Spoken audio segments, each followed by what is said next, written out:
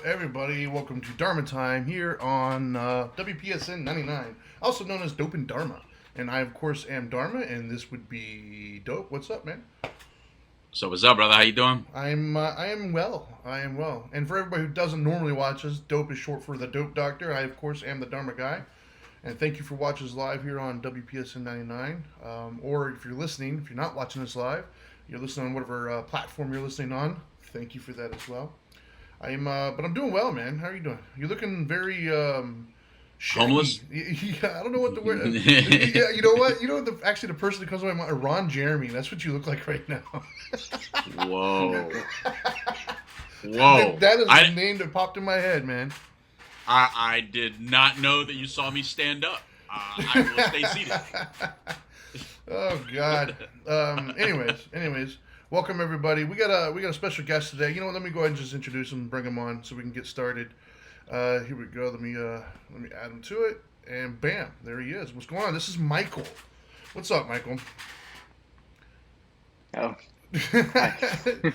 Just a little bit of background on Michael and how I know him, right? So, I play, as many of you might have heard Louis and I talk about several times. We play games occasionally.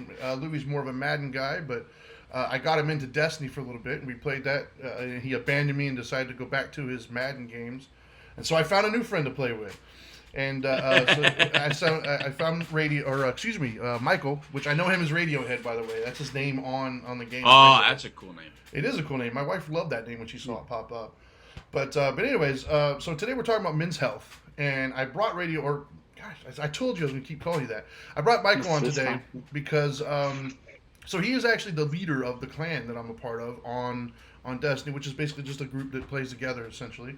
But him and I have been involved in numerous conversations, and it was actually, I think, a week or two ago we got involved in a conversation about just family and life and things of that nature. And I was just really impressed, man. I was really impressed with just where his mind was at as far as life is concerned, and fatherhood, and family, wife, things of that nature. I was just really impressed that he just really got his shit together, basically. And so I figured today, talk about men's health. I wouldn't mind having somebody come on other than just the two of us to talk about just different dynamics of men's health and what's important and things of that nature. So that is why Michael is here today. And for those of you who watch us consistently, you'll know that on Mondays, we do our Friday show on Mondays as well, but we do it locally on a radio station here at 1680 WOKB. And we try to keep some symmetry going, and so we did Men's Health last night. It was actually a really good show. I'm going to post that later once we get it onto the Dharma Time channel, so you guys can watch that as well. But we're going to try to keep the party going, essentially, because I thought that was a really good show. And I think men's health is a topic that is important to me. I think, Louis, you and I talked yesterday when we left the show. When I was younger, men's health, I didn't really care about, right? Like, be it physical health or mental health. But as I've gotten older and I've gotten wiser, as I've gotten kids, I've gotten married, men's health just has taken on a different level of importance to me. You know what I mean? What are your thoughts? What happened? Was that wasp at you again? He just flew right by my head. Trinity, for the people that watch, look at him. I don't know if you saw him. He just flew right over my head. There's a wasp that somehow got in my office, and he's coming right to my head, and then he's going from window to window, but every time he comes like right over my head. And are you allergic? Are you allergic to? Are we gonna watch like a live episode of you getting stung and falling out? No, but you might see a live episode of me getting stung right on my Ron Jeremy forehead. That would make great entertainment. So I'm rooting for that to happen. So I know. So anyway, men's health. Look, like we talked about last night. Men's health is real important. There's a lot of us that put a lot of the health stuff on the back burner. We don't pay attention to going to the doctor on the regular. We don't take it serious when they tell us, listen, you have to watch your food intake, or you have to start exercising, whatever it is. We don't take recommendations very well. Yep. I got this is a typical guy-ish thing to say or do. Yeah, I'll be fine. Rub some dirt and on. Many of us, I clearly don't got this, but I tend to think I do. So yeah. Well, the other thing too that I know we focused a lot on last night, and I wouldn't mind, especially since this being a spiritual show and all, was even the mental health, right? Because I think when we say men's health, I think a lot of people immediately jump to the physical part, right? Like they jump to because we don't go to the doctors, we don't take care of ourselves typically. But to me, the men's health, the mental health, is what really stands out to me, and that's one of the things that most impressed me about you, Michael, was the humility that you had, right? The openness that you were able, and the self awareness that you had.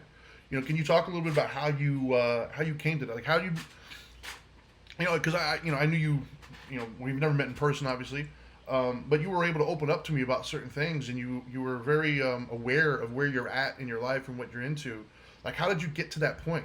How did you become so open about that? Honestly, I think it really has to do with having what is it? Like very bad health anxiety. I think Okay. if I don't know when it started. Like, I mean, if I think about it, really, I've had it when I was little. I was Wow. always afraid of, like you said, I was getting afraid of getting stung by wasp, getting stung by scorpion of all things. I've Like, actually been I stung was twice by a scorpion. I was afraid. And I think as I grew older, it got it just got really bad. It was bad in college. It was bad when I was working in my early 20s. But during those times, like you said, I didn't really care. I was young. Um, I just thought, I guess, probabilities on my side. What are the chances of me in my early teens? I mean, of course, a lot of this could happen to anybody, really. But Right. I just didn't. I just put everything under the rug. I just didn't really worry about it. And I think also when I think was it when I was 17, maybe, I was doing push-ups and my arm broke, Holy like right shit! here. Wait a minute, hold on. Like, actually broke, like fractured? Yeah, yeah. I remember my mom heard the sound of a fracture, right? Holy shit! While doing a push Um, up. yeah, yeah. Wow. So we went straight to the ER, and and because of how it happened, I went to see a. They sent me to appointment for orthopedic, right? And but I think I was 17 or 16, so so the orthopedic, immediately said, took an X-ray, and at the breaking point, like the bone completely fractured like that. So Holy at the cow. breaking point, he saw some gray area that the bone was brittle or something like that, and and so the doctor said that we need to let the bone heal, and after it healed for maybe a month, to do a biopsy.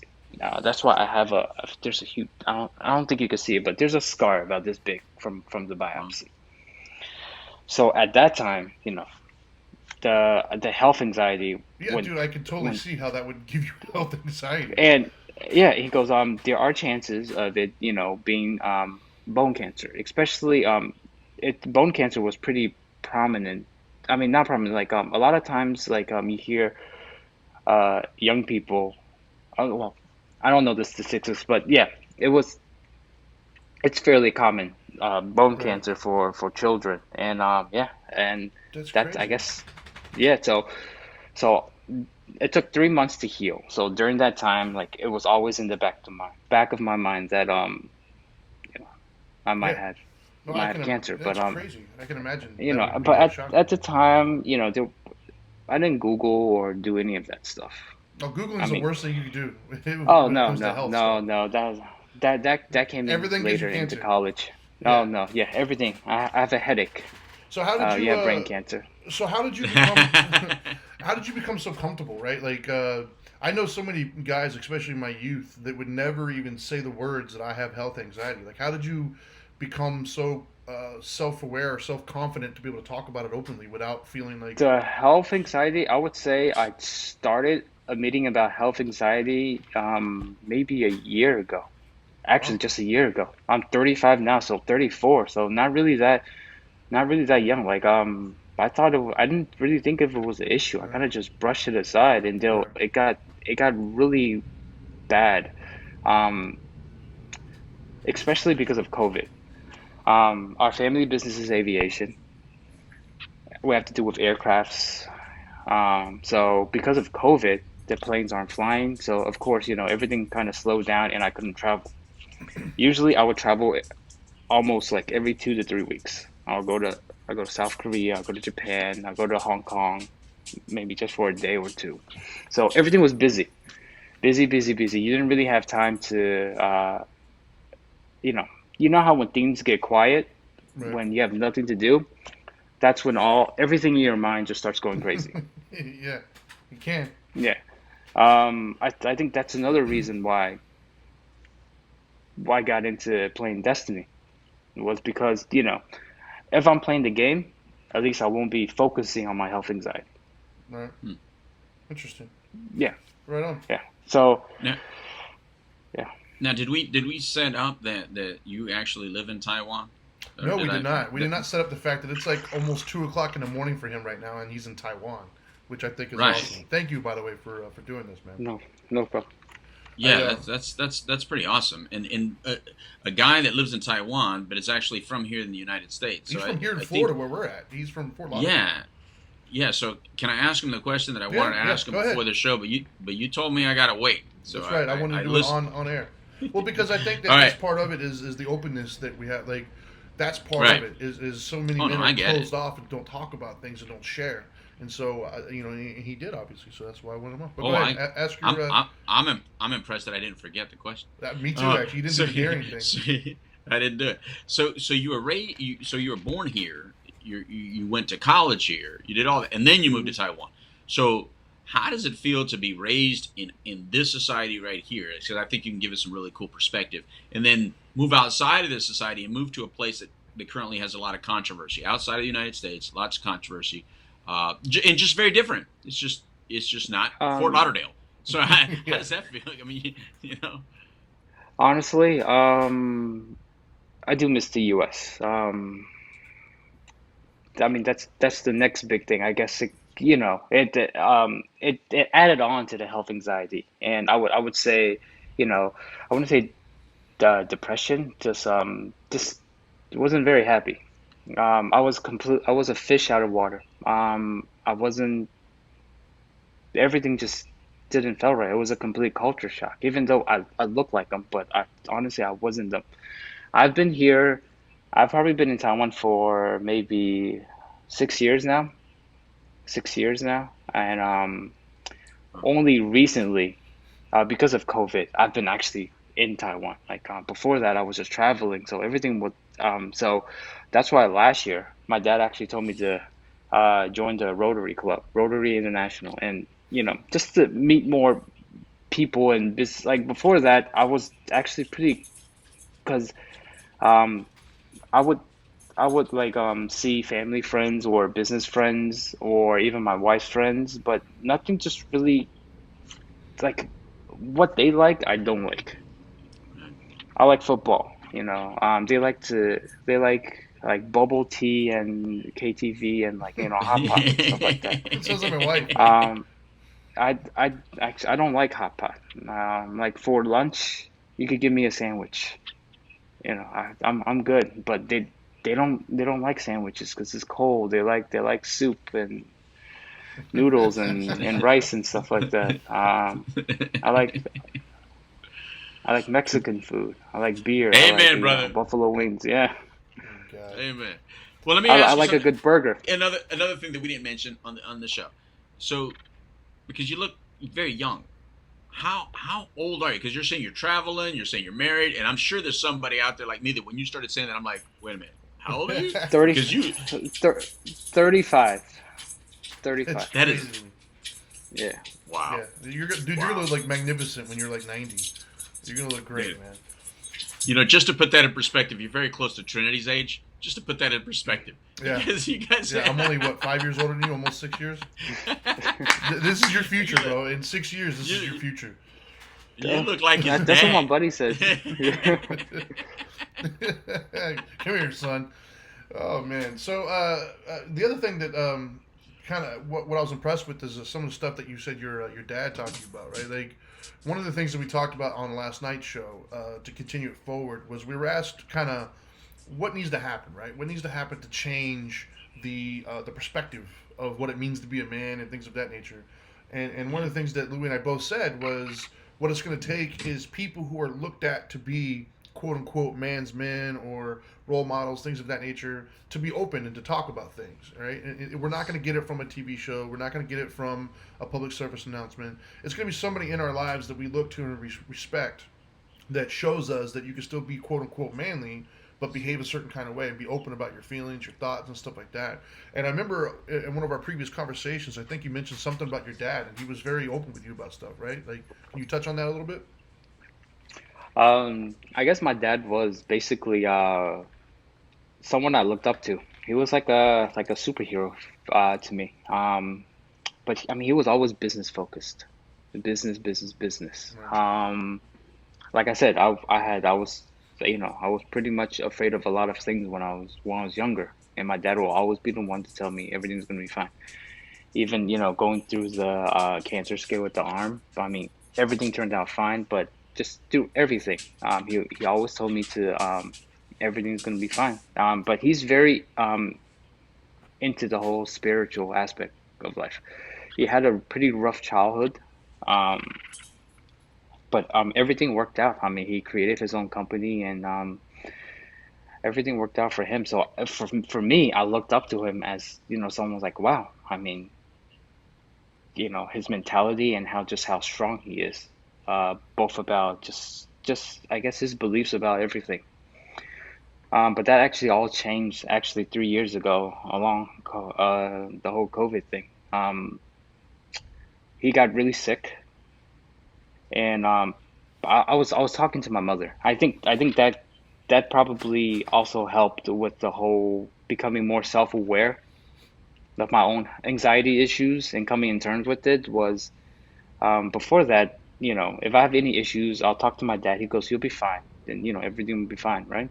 Because this guy that you looked up to, he said you'll be fine. Of course, and he's been right. But then you see him get sick, and just like, you know, you have the superhero that you look up to, and then you think he's invincible, but then you see his weakness, you see him get defeated, and then it kind of just, you don't know. You're like, oh my gosh, there's everything that he taught you, and this whole everything that you believed in for the past 30 years just wrong.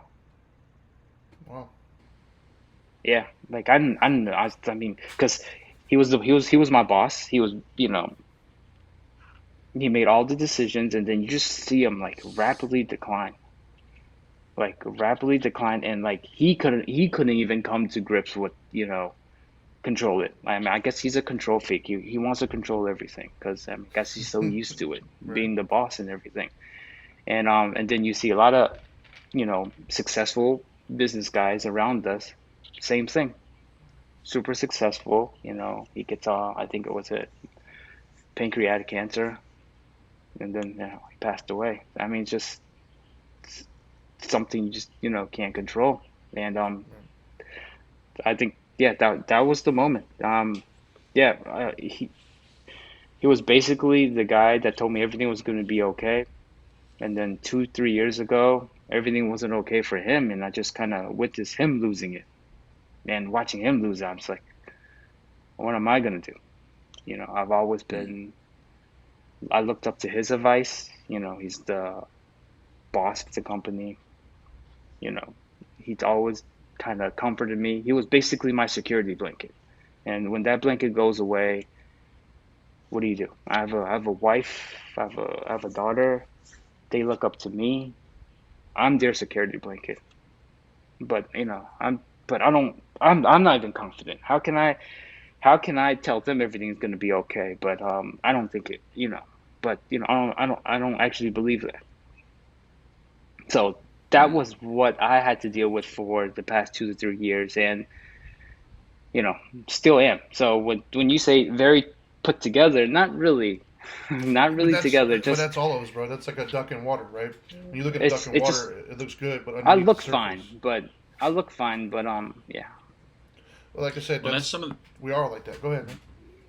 no, I was like that's some of the stuff that we talked about last night, Michael. Is that part of men's health is being honest about being afraid, being honest about our moments that are not so manly, or by definitions that we may have grown up with. I mean, it's okay to be afraid, because we all are afraid. It's okay to be to sometimes even be terrified, uh, and insecure about something. And part of being a man is kind of being able to admit it, yet still stand up and do the responsibilities that you have to do. And so that's what it sounds like you're doing. I mean, we all have some type of security blanket. It's better when it's a person than a substance or a behavior that can get you into trouble. Um, but we all have it. We all have something that somehow grounds us or makes us kind of feel. What is the whoopee? What is it? Trinity? Like the Linus blanket. You know how Linus has his blanket. Yeah. Some people suck their thumb. Yeah. I mean, we all have something that if you watch the human close enough, you'll see there's a behavior or there's something about that person that they have. It could even be a lucky hat. It could be the Burberry hat. It could be your lucky hat, and you put it on whenever you're nervous. It's all kinds of things. I just think it's really cool that you're able to open up and talk about it, because I think that's what we all have to do as men, is to be honest about our fears a little bit. And that's why I said, put together, man. Put together doesn't mean perfect, right? And I think that's the thing that I know Louis and I try to come out against, is this image or this idea that being a man means that there are no cracks in the armor and everything's Right. fine all the time and you're good.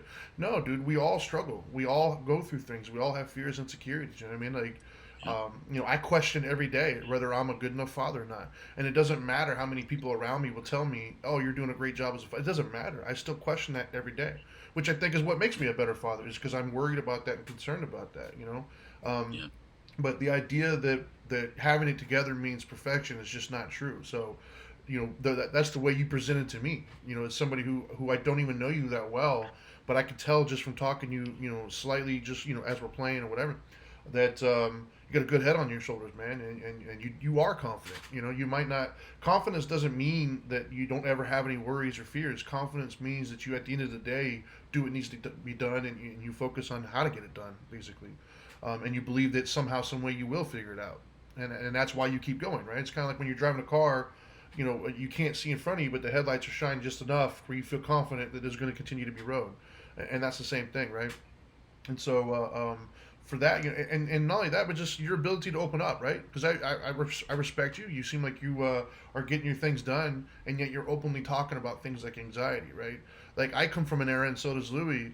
The word anxiety, like, man, I personally would have bullied kids if they were talking about anxiety when I was in school, right? I would have bullied them. I was the bully. And so now, as an adult, to look back and hear somebody who's younger than me openly talking about that, it makes me feel good about the future. You know what I mean? It makes me feel good about where this idea of manliness is going, right? Because Louis can attest to this too. We grew up in the age of, like, John Wayne's, man. When I was a kid, when I lived in Montana in the mountains and stuff, right, with a bunch of, like, ranchers and stuff. I remember very clearly, very vividly, there was a man out there doing ranching stuff, and he cut part of his finger off. The dude picked it up, put it in his pocket, and finished what he was doing. That's what I had in my memory. That's manliness to me, right? And so this idea of talking about anxiety or talking about fears and stuff, just, it didn't compute, right? And I'm glad to see that we're starting to realize that's only one aspect of man. And some might argue that's not, because, being where I'm at now in my life, there's no way in hell I would cut off a part of my finger and not immediately go to the doctor, because I'm wise enough to realize that you could ruin your hand for life, and it's not worth it. And that, to me, is part of being a man, is having that wisdom that comes with it, right? And being able to acknowledge your fears and your worries, and still presenting as a man, right? And I think that is why we need to speak out more, because I think people who represent that, like, for instance, your father, right? Your father, gave you an example to live up to, and you're going to do the same thing for your daughter, and you probably don't even realize it, but there's probably younger people around you right now, maybe in the company or whatever, who are looking to you as a role model for them. The way you conduct yourself, the way you behave, the way you act, they're probably looking at you as a mentor, and you don't even realize it. I know I have them. I know Louis has them. I mean, there's been the addiction world that we work in. You know, Louis is a mentor of mine. I don't think he set out to do that, but he was somebody I respected. When I started running groups and things of that nature, I tried to emulate certain things that I saw, because I just respected what he was able to do, and I respected his mindset and where he was at, and so like that's you're probably a role model without even knowing it, and I think that by you being open and just being humble and talking about things, is giving off a really good message to those people who are looking up to you. And for that, man, like, congrats, dude. Right. On the medical anxiety piece, also, Michael, if I may ask, I know for me, I personally don't like going because I don't want to hear it. I kind of feel like I'm going to get bad news about my neck. My neck has been hurting for 3 years, and when I mean hurting, I mean I have a high pain threshold. Go to the doctor. It's man. like I've been telling you for 3 8. years. I know. It's like at an 8. Regular walking around. Well, now it's at a 10 a lot. And it's really unbearable, but it's stretched into my arms. I can't really lift my arms really easily. Walking is a little bit tough. It's a lot more painful. But my wife goes, "Why don't you go?" And I'm like, I feel like I'm going to hear some bad news, and she's like, "Okay, well then we just deal with it, but is it not going to get better by not going?" But my stubborn, and like I can't break this wall of stubbornness, or just to go get it checked out. It's I don't know what it is. Is that some of what you're talking about, Michael? The medical anxiety, is that part of it? Is just not being able to break that wall and just go get it checked out? Yeah, I mean, it started. I guess it started like that, but it's not just like for. I think for you, maybe you're not feeling well, but for me, it's like it's the fear. It's I think like it's like a hypochondriac, I think, or something like that. You always fear that Okay. uh you have something. It could be Right. something really, really bad. Like Right. I remember last year, it was really bad. I think it was around January, and I I just had like a single twitch on my thigh. I mean, everything was fine. You usually have them when you exercise or whatever. Hmm. Hmm. But then I thought back, I'm like, oh, I haven't been exercising. And then I Googled Twitch, and then immediately, because of the whole ice bucket, you see ALS, Lou Gehrig's disease. I was like, oh my gosh, I'm gonna be like Stephen Hawking. Oh my gosh. And then, once you go down that rabbit hole, Oh yeah. I found a forum on Reddit that Oh everybody, God.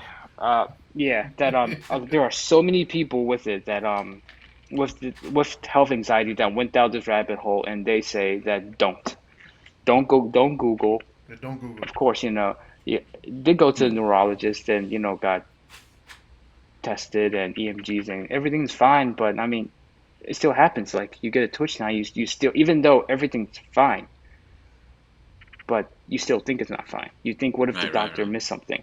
I was telling Dharma, I think maybe a couple weeks ago.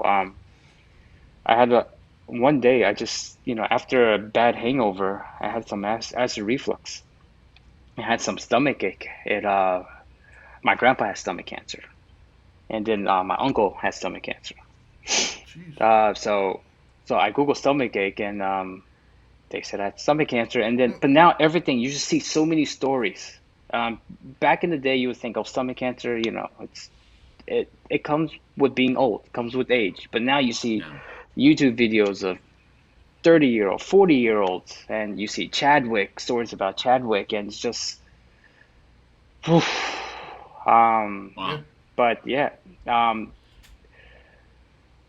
So we but got since, two different opposite kind of things going on here, Yeah. Trinity. Yeah. One is potentially having something in kind of manifesting it, right? Yep. Because you yes, can manifest issues, right?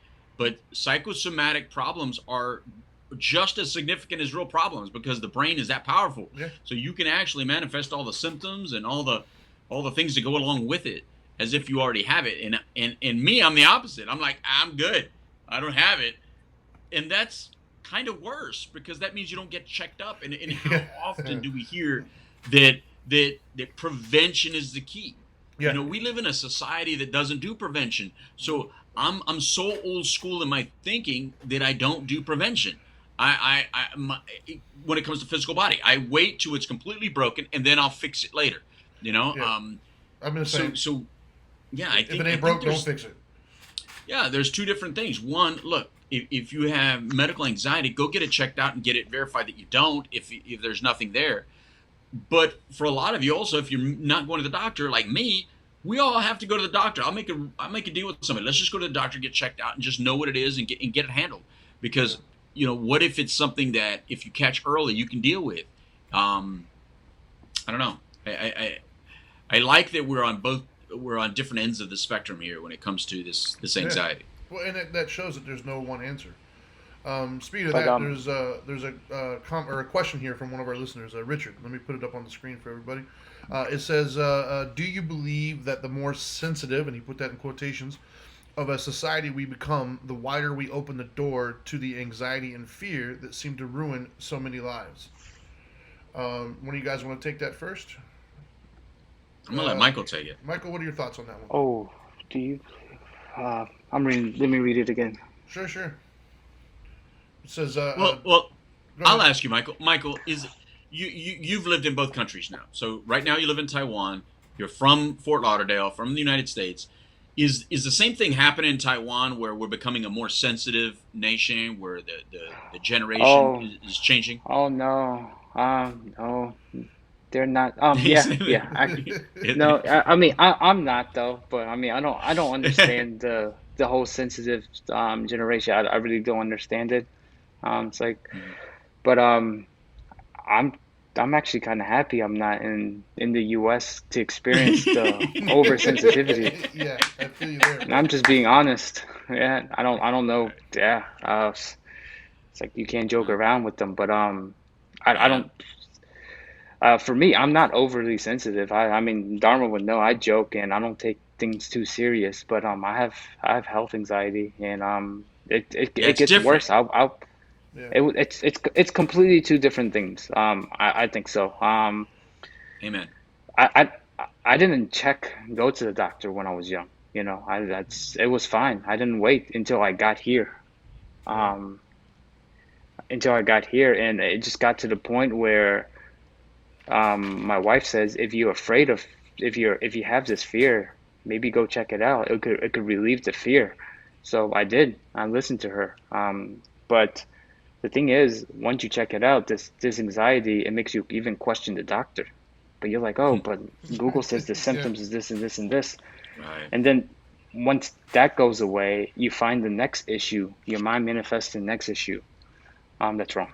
Right. So back to stomach ache, I did go into a gastroenterologist, and he said, you're fine. It could just be acid reflux from, all the alcohol you've been drinking. But I'm like, I Googled and it said stomach cancer, and I feel like this lump in my throat. Is it like esophagus cancer or whatever? You saw the nurse smirk. The nurse smirked, so she probably thought this guy is crazy. And the doctor goes, yeah, you know how the doctors say. They will never be 100% say, you're fine. But they're like, the chances are very low since you're young. Right. But then I said, that's what a lot of doctors says. They dismiss a lot of patients because they're young. And yes, you are right. The symptoms of these are just stomach aches, and the best way to go, you could have a upper GI endoscopy, and they take a little camera down, and then we'll take a look at it, and that's 100% way to confirm.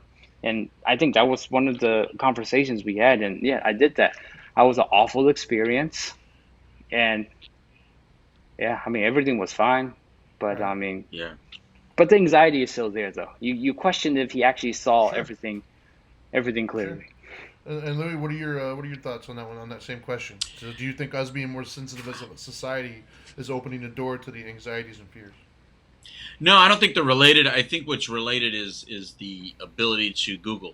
I think there's so much information out there. I think the real relative information here is that there's so much information, and there's so many people that put stuff on the internet, and the way they describe it, like when you watch those commercials and they go, do you have this, well, you may have everything. this. Yeah. And it's like, but the symptoms are so general. It's like a Like, horoscope. who doesn't have that? Yeah, Yeah. I mean, look, we're all ADD. We're all bipolar. We all have some sort of cancer. We all have some sort of tumor growing somewhere, because of the way they describe it makes you feel that there's something wrong. And then when you Google is the real problem, Trinity. That's the short answer is this. Fake Yeah. news is the problem. The fake Google news. Then there's a lot of information. But here's the problem. Some of that is real for somebody. For instance, so I'm thinking about what you're saying, Michael, and then I'm remembering, all right, so my daughter, my youngest daughter, she'd always come up with, I think this is going on. And me and my wife are like, look, shake it off kind of people, right? My wife and I are both the same way on that. Shake it off, you're fine, there's nothing there. And every time, eventually, we would take her to the doctor to check that thing out, whatever she's talking about. She was always correct. Whatever she thought was problematic and had, she actually had. So this has happened like 3 to 4 times. So I no longer question Yeah. my kids on that, because, the worst one was the eyesight thing. We were just thinking, you're just not paying attention or whatever. And then we come to find out she was completely blind. And she couldn't see anything. Had no idea. And the whole time you're telling her, you're fine, shake it off. You're fine. Yeah. It felt like horrible parents at that point. How did we not know Right. that she could not see us? You know what I mean? So I think when I hear Michael speak, I think it's always better to get checked out. I think your wife is brilliant that she had you do that. I'm glad that you had her to tell you, just go get it checked out. Because what's the worst they can say? The worst thing they're going to say is you don't have what you thought you had. That's great. And if you're going to say, hey, run more tests, I may have something else, guess what? They're going to run more tests and get it checked out. Information is going to be healthy for you. It's a lot better than running around with this stuff in your head, people telling you really don't have it, because remember last time, they're going to think that you're the boy that cries wolf. And then that one time you don't get it checked out, it's going to be something, and that's going to validate everything for you. So it's just going to drive you crazy. So screw that, man. Just keep getting the test. Who cares? Go get evaluated. Go get checked out. The worst thing that's going to happen is they're going to say, no, you don't. Yeah, I gotta thank my wife for that as well, right? My wife is responsible for most of my my medical epiphanies, if you will, because there's been many times my wife is like, "Oh, get this checked out. You really need to do this." I'm like, "I'm fine," because I'm very much, if it's not broken, if it's not bleeding or hanging off, I'm fine. It'll get better, and it doesn't usually. But to address Richard's question, so once again, for those of you just tuning in, his question was, do you believe that the more sensitive of a society we become, the wider we open the door for the anxiety and fear that seem to ruin many lives? No, I kind of have to agree with both of you guys that I don't think that they're related. The sensitivity that he's talking about, to me, I don't think it's as widespread as everybody wants to make it feel. Like, if you watch the news, it feels like that it's everywhere you turn, all over the place. But like the circle I run with and the circle that they run with, it hasn't really changed that much. Like, look, you've got 3 people here right now who none of us are feeling that way, and Richard, I know you don't either. So, however, anxiety and fear still exist, right? I think the difference is people are talking about it now. I don't think that we're more sensitive. I just think that they're more open about. Like, for instance, him talking about health anxiety. The word anxiety just never came out of my mouth until I was in probably my late 30s. But my daughter at 12 has already mentioned the word anxiety. I don't know. She knows the definition of it. And so I just think that as a society, we talk about things more. And then, like he said, the internet, man, right? Like, there was a time when it comes to, like, let's say, for instance, medical stuff, right? There was a time where all you had was your doctor. You went to your doctor, asked them if you were fine. They said you're fine. You go home. However, in today's world, there's somebody out there who's going to put things in the exact same way that you're afraid of or you're thinking about, and you can find it. You go to Reddit, you go to Facebook, you go to all these different social media sites, all these different forums, and then you can find somebody there, for confirmation bias, essentially, where they're saying, yep, this is what I got. And you didn't have that before. All you had was your doctor and your inner circle, your friends, your family, and most of them most likely didn't experience anything you had, so you had that peace of mind that came with it. So I don't think that we're more sensitive these days as far as the anxieties and fears. But do I think I know where you're getting at, Richard, and I'll agree on this side in the sense that it's potentially possible that we have taken put too much weight on our fears and anxieties, right? It's possible that we have taken fears and anxieties that are relatively easily manageable and turned them into unmanageable parts of our lives. I do think that that is possible, right? Like things that could very easily be seen as, happenstance or coincidence or just a normal part of life that we all kind of have to deal with. I can see how that could be turned into something that is devastating and, takes on more weight than it should. I can see that happening, but even that in and of itself is subjective. So, no, I don't think that the wokeness is leading to the fears and anxieties that people have. And I would like to add to that. I think it's the personal responsibility that is changing. I think it's we are feeling as a nation or as a world really that we're not as personally responsible for a lot of this stuff. There's a lot more blame and expecting that the outside world is going to change us, on the inside. But we'll get through that too. I think this is just a temporary little bump. I hope so. I don't. I like to believe so. And put it this way, I'm not going to be around long enough to know if I'm wrong. So I'm just going to act like I'm right and just live like that in my head.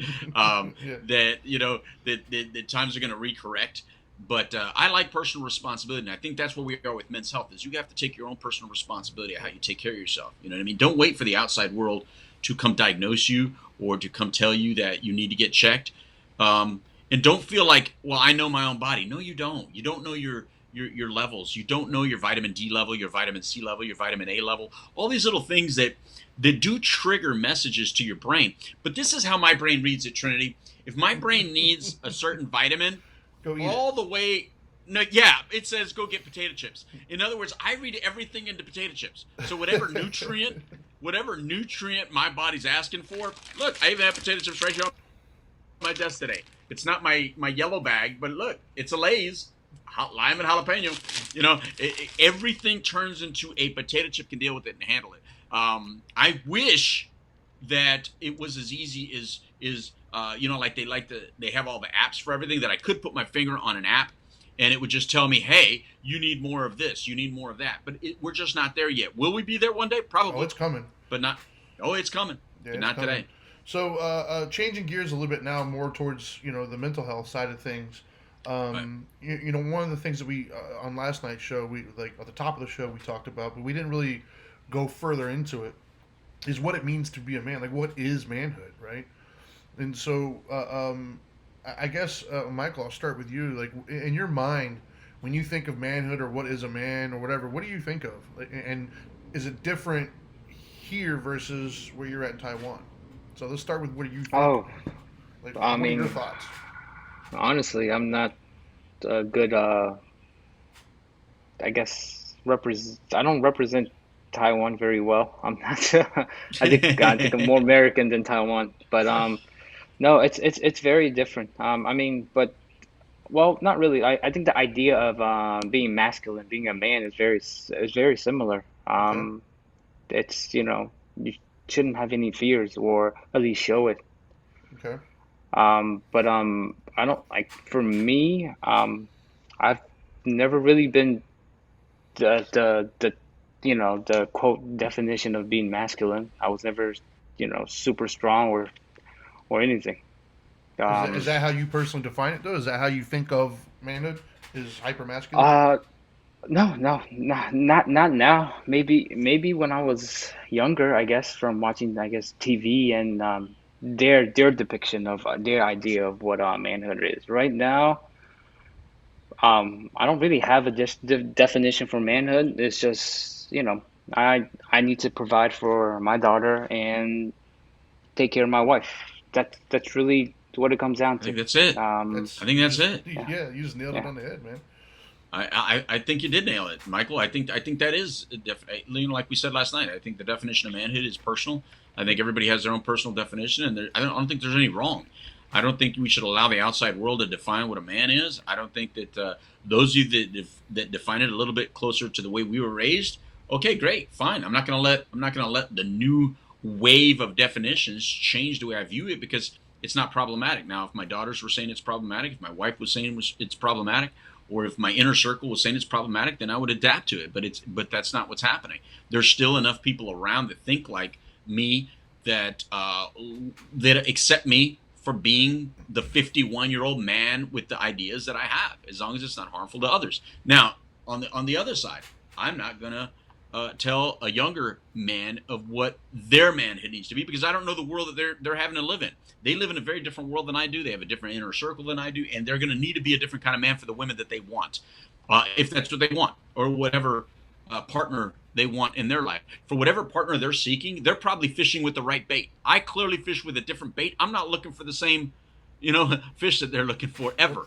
So that's why I think all these definitions can be personal to some degree. I mean, there's a lot of words, Trinity, you know this, that I say, the definition is what the definition is. You shouldn't be able to change that. But when it comes to things like manhood, I think that is a fluid definition to whatever the person needs it to be. And I don't think anyone, including any school, any group, I don't care how upset your group out there is, I don't care how frustrated or behind you feel, I don't care how victimized you feel, you cannot change the definition of my personal view on manhood, and it shouldn't be that way. I accept your definition, you should accept mine, and I think that's the way things like manhood should be. Yeah, I kind of agree with both of you, obviously. So I too was raised in a generation where the heroes that were portrayed on TV that I was made to believe that quote unquote manly were Rambo and Arnold Schwarzenegger and all those kind of one man wrecking crews, and like one of my favorite phrases was from Predator, I ain't got time to bleed, or Roadhouse, pain don't hurt. Those are the things that I kind of grew up with, and that was how I come from I just started out in the Midwestern, then I went up to the mountains, and that's kind of where my formative years were happening, right? And even my own mother, that's the background she had. Like I mess with my mom all the time about this because it's no big deal, but I always try to bust her balls about it, and that is, we had these little green energy field or energy boxes in our neighborhoods where power and stuff kind of flows through. They're, I don't know, maybe 3 foot tall, whatever, these green things. And I had the bright idea, I was, I don't know, probably 6 years old, 7 years old. I had the bright idea that I was going to put my big wheel on it and I was going to ride off of it. I was going to jump off like Evel Knievel. Well, gravity had a different opinion that day. And as I started to pedal, it didn't have any traction. So it just kept spinning, and I started to roll back. And I fell back and hit my head. And I had what we called a goose egg, just this massive bump on my head. And I remember running into my mom crying, "Oh, my head." My mom just looked at it, touched it, and says, "You're fine. Go back out there and play." Right? And I did. And I was fine. And so that's the mentality that I was raised with. That's the mentality I have with my own kids. I mean, and right or wrong, that's just where I'm at. However, as I've gotten older and as I've gotten kids and things of that nature, and part of it was I had to make my own adjustments, like we talked about last night. It was physically I'm not what I was when I was 20, right? And so I've had to make my own adaptations, and that's caused me to take a different view of things. And so now that I'm older, I do try to take a softer approach for my son and my daughter, and even my wife, because I realize that supposed hyper-masculine kind of, everything's going to be fine approach is great in certain circumstances, not so great in other circumstances. And I think the wisdom comes in knowing when to do both. And to me, that's where the manhood comes into play. Is the manhood is knowing or having the wisdom of knowing what side of myself I need to show to who and to when. Right. That to me is part of being a manhood, is having that wisdom. And as I've gotten older, that's where I've gained that wisdom. I realize that I don't have to always be that guy at all times. I can be this guy, this guy, this guy, and they're all still the same person. And I think... Go ahead. No. I didn't want to interrupt you. I thought you were done, and I was going to say, what does David say? Yeah. Well, I was finishing up. So let's put David's up there. David Knight says, the definition may be personal, but the narrative we live day to day is completely different. Being a man is dangerous nowadays and continuously under attack. I don't know. Not in my household. Yeah. I understand what you're saying. I would say that being a man is not as under attack as being the old definition of manhood is under attack. Right. In other words, the John Waynes of the world, the Arnold Schwarzenegger, the Commandos, those of the world. Yes, I do think that those are under attack. And as I said, as I literally just said, was in certain instances, they kind of should be, right? In certain instances, that mentality should be under attack because it's not right for every circumstances. If your only tool is a hammer, then every problem looks like a nail. And so I understood, and I see that now. Like that's one of the things that my wife and my daughter both taught me. Right? When my daughter came into the world, I'm very blessed that my firstborn child was a daughter and not a son, because being the fact that my firstborn child was a daughter, it softened me up so Yup. much. And Yup. no matter how much I wanted it to or didn't, it doesn't matter. It just happened, and it taught me that, dude, I could be a dick sometimes. Yeah. Not trying to be, just inadvertently, just my way was just harsh, and it was just Right. not conducive to raising a loving little daughter. That's not what she needed in her daddy. She didn't need her Right. daddy to pop her on the back of her head and tell her to go out there. That's not what she needed from me. And so it taught me, like, whoa, I need to rethink some of these things. And Yeah. so in a sense, David, I agree with you that to an extent it is being attacked in areas it shouldn't be. However, there are areas where it absolutely should be attacked, and it is rightfully so. What do you guys think? You know what? Some of that part though is by me having two daughters, and I'm raised. I'm from a. Not only was my dad a command sergeant major, but my mom is who she is. From a Mexican government family, raised on the border. I'm a Mexicano from the border, El Paso, Texas, very Chicano in a lot of ways. But my daughter's got that toughness because you kind of treated them like boys, but not so much like boys. Right. So it kind of worked a little bit. They softened me, and I think I hardened them. You Yeah. know what I mean? But here's the quick answer to that, David. In my inner circle, I'm lucky enough to have someone that loves me. My wife, we're going to be married 28 years this week. June 19th, and yeah, and so she likes this guy. She wants this man. She doesn't want that man, and that's okay. So that's what I said. So we just have to allow generations to be what they are. I think whenever new and we did it too. When we were kids, we questioned the older generation and we made fun of them and we didn't understand them and they didn't understand us. You're not supposed to. That's evolution. That's change. That's the way it's supposed to work. They weren't supposed to think like us and we weren't supposed to think like them. But for every young generation, here's a message to you: is don't look at us older people and think that we're wrong. We're not wrong from where we come from. We're wrong for where you want to go, and that's fine. Again, I'll respect you of where you're going to take the world, but then again, don't take your today's eyeballs and judge us differently because of how we look today. You don't know where we came from and how we developed, but we do know where you came from and how you developed. So we see you from birth and conception. You only see us from the eyes that you just woke up at. And I think that's the respect that needs to change. We need to be teaching younger people how to respect history with its ugliness, with its not so good and perfect, because that's the way we want to view each other. We're not perfect. We're not supposed to look at each other as have to be perfect and have to always be in a nice little pretty little box. So to raise children and teach them that all of our history has to look perfect and be in a nice pretty box, or else we cancel it and get rid of it, that's not realistic because that's not the reality that we want for each other. I want to love and respect you for being imperfect. I want you to love and respect me for being imperfect.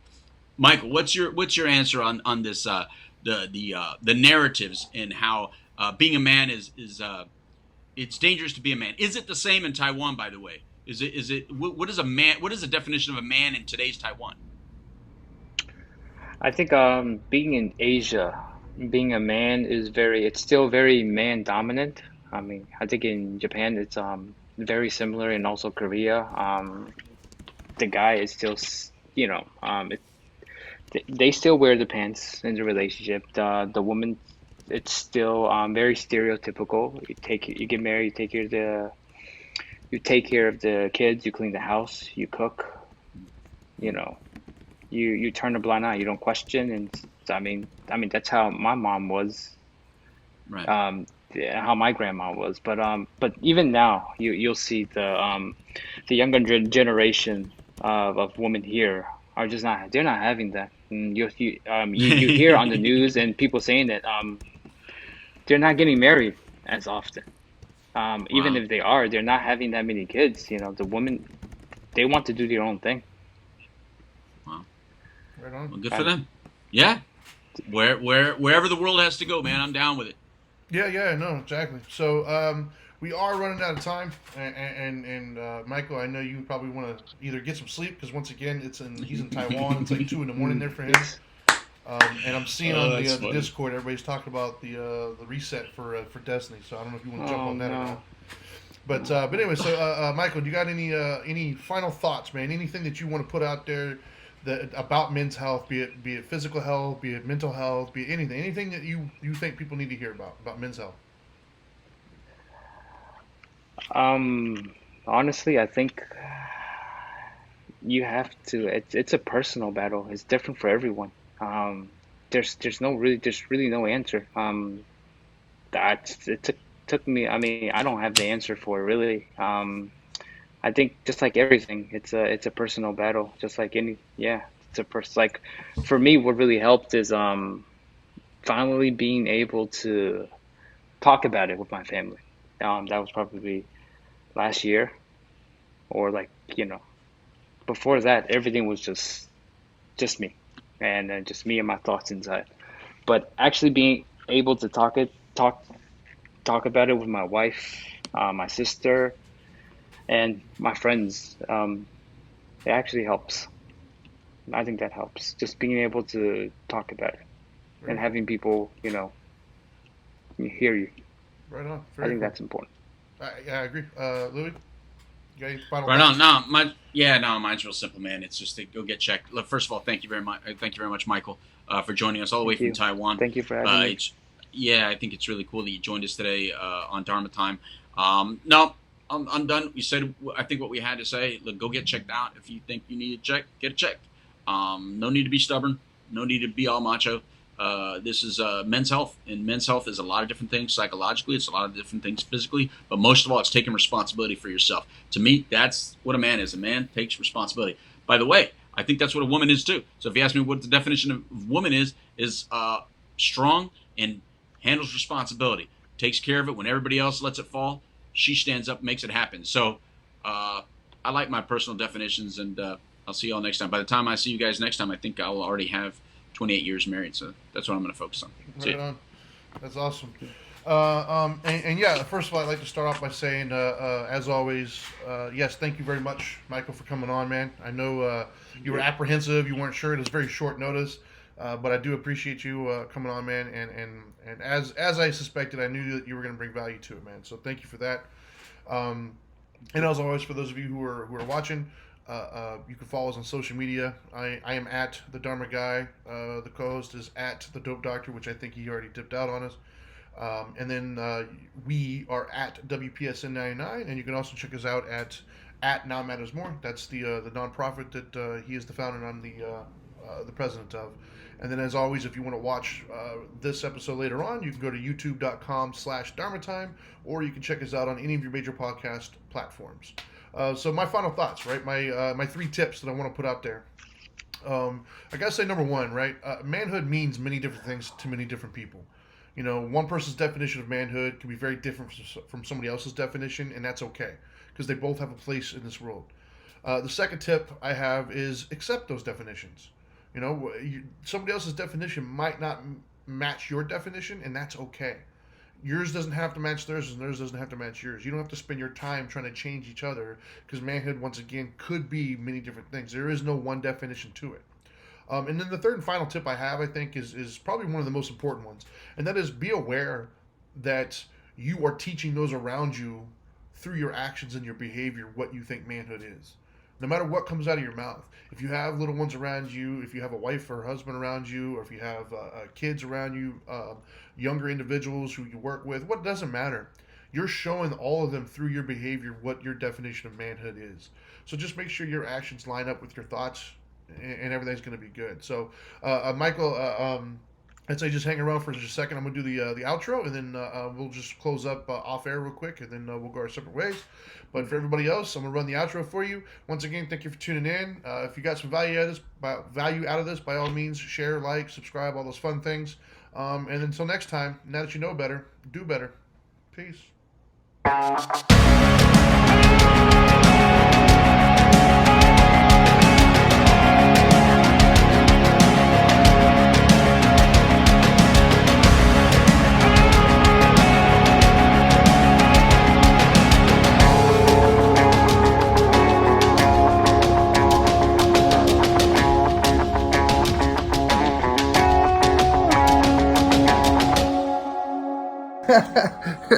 Are you still here? What are you doing? I told you, go do better.